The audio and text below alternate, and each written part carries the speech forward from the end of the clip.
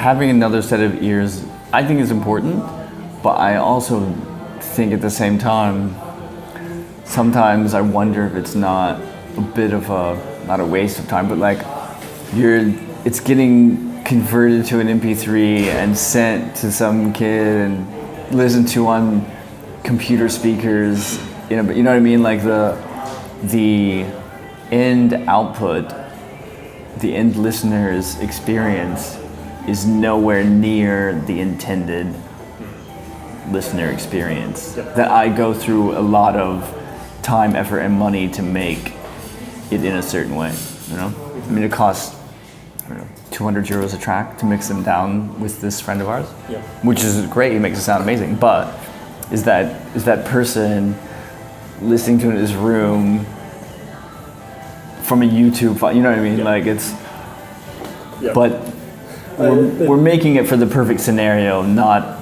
for the norm, I suppose. But I think you have to make stuff and master it and finish it for the perfect scenario, and then hopefully it sounds great. It'll sound great in all the other, in every other tier below that,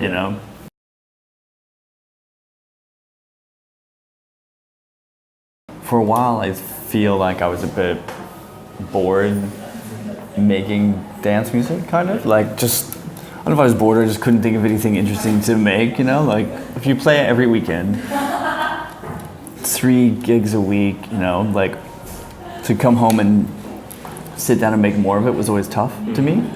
So I make a lot of strange things, like more electronic, I suppose. But then I have to keep in mind that I kind of get paid to make dance music, or to be in the dance music industry, and so I need to get back to making dance music, which I still do, but it needs to be more of the focus, whereas I was a bit exhausted from it, kind of,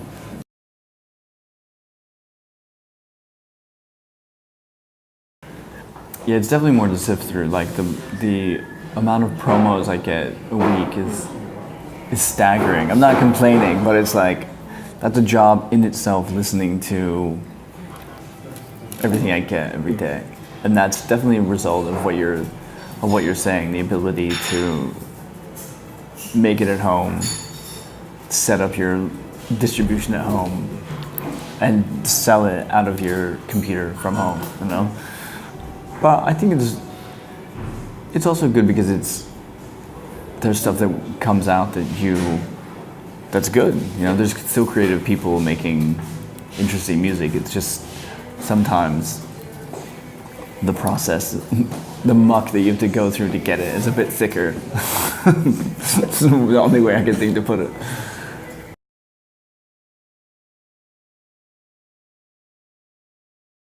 I've used the Lemur thing a few times, and I liked it, but it was a bit daunting programming it, setting it up, and I don't think it was so. The friends that had it wasn't so reliable all the time, but I think with the iPad it makes totally sense now. I mean, it's like the price is right, the software is good. Like there's what I've seen people doing with it. Now I'm interested in it, whereas before it was a little bit of a fun fantasy, But I think it's cool. I think it'll just be another tool, kind of, And then you can choose to use them or not use them, I know people that make amazing music using, all equipment from 20 years ago, and they don't have any, And I know people that have everything new and make garbage. So it doesn't. It's more to do with the person than anything else.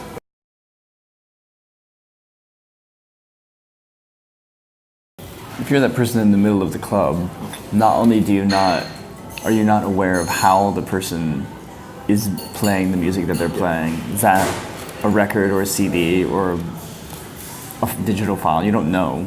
You also aren't aware of the cover artwork of any of those formats. So for most of the people, I don't think that it's irrelevant how they're hearing the music, I think. But from playing it, I see but like I said, I've been playing with Traktor or Final Scratch for almost 10 years, so it's like I'm used to the new way of sorting things and finding records or files, but it is definitely different.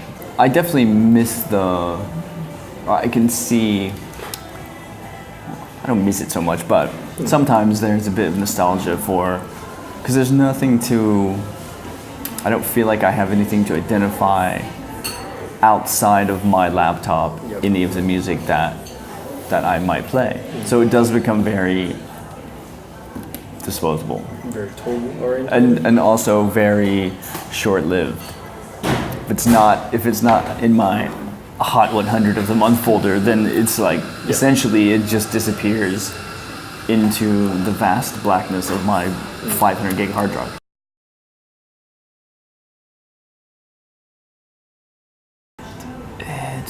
It's really nowadays based in randomness.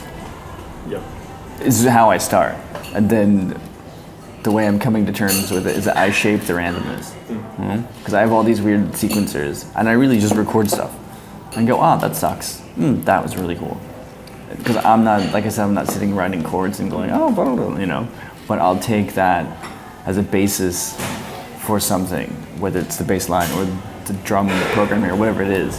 I do a lot of kind of random weird stuff with different drum sequences that I would never do.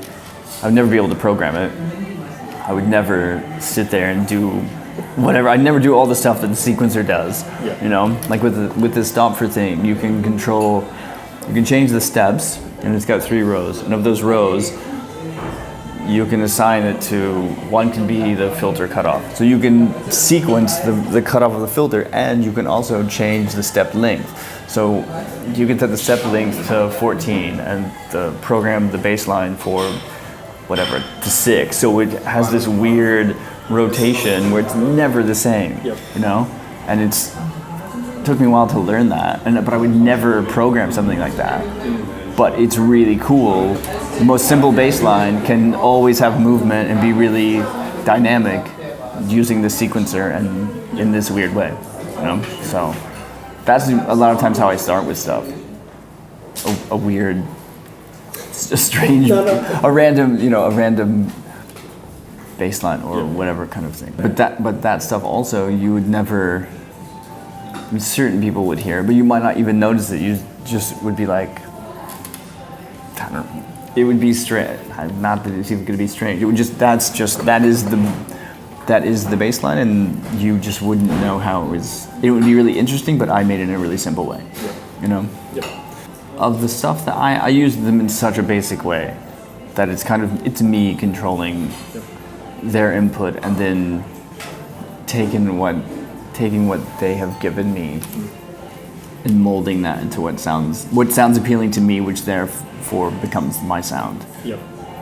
I'm not just like turning on a recording and go, thank you, I'm done. Not like that.